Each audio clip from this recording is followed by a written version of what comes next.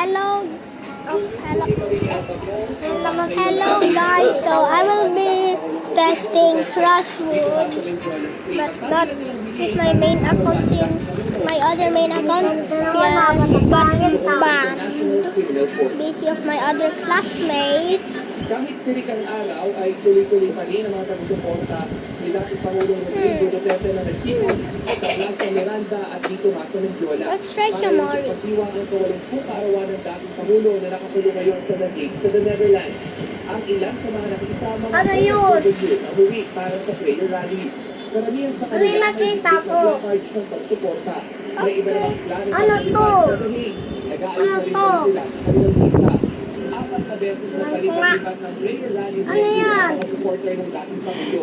Magtitipon dapat sila sa liwasang Bonifacio, pero naunahan sila ng Bawal mga change? progresibong grupo na kontra Duterte. Kalaunan, lumipat sila Patingnan mo ulit sa atin. pagpunta sa Plaza Miranda sa kaunang nagtungo dito sa Mendiola Street. Alas 5 na ng hapon, Okay lang bago yung pa layo. settle down o nagtipon-tipon dito sa Mendiola Street ang mga nagsuporta ng dating Pangulo. Dahil na yan doon sa Adelia.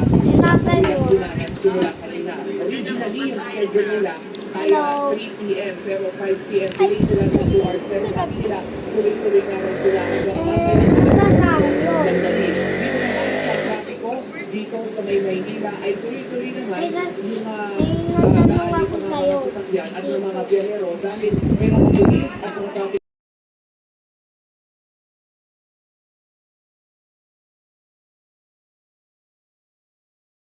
Okay, let's try this. Buto, ha ha ha ha ha ha.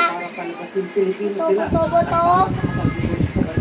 Buto, buto, buto, buto, buto. Buto.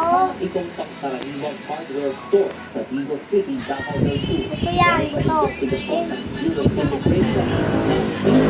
Tingnan mo yung send ko. Okay. Tingnan mo yung send ko sa'yo. This is fake. This is fake. Yeah, it's fake. Yup, it's so fake. That's all. Bye.